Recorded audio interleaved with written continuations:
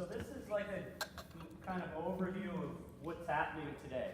So we have this botanical family, the bellflower family, the Campanulaceae family, and all the roots that we're going to look at today, that we're going to harvest today, are all from the same family.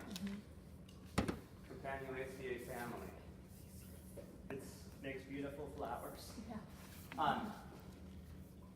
And so within that family, like we're going to look at Cadenopsis, which is Dongshen, Adenophyra, which in this case is Pao Shashen, but it's in the it'll be non-Shashen is typically Adenophyra stricta or Adenophyra tetraphylla, but in folk medicine, Potaninii is also used as a substitute for non-Shashen, and it would be specifically called Pao Shashen, which is like the bubbly Shashen.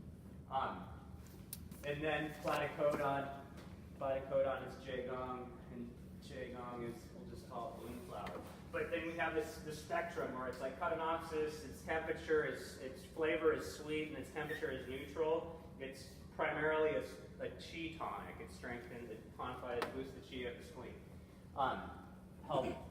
And then we move on to Adenophyra. Adenophyra is, the only difference is now it has a thermal property, which is different. Instead of being neutral, it's cool. And now because it's cool, it can kind of clear some heat from the lungs. It clears the lung, but generically speaking, it tonifies the chi and the yin. Now that it's cool, it enters into the yin.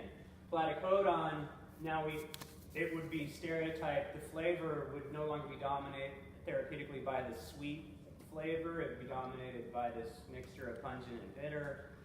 And then because of that flavor dynamic, its function changes and it's no longer seen in the tonic category. It's seen as it helps open up the lung, diffuse the lung qi, and it is primarily used to transform phlegm, so it's used in conditions of cough and sore throat, generally speaking.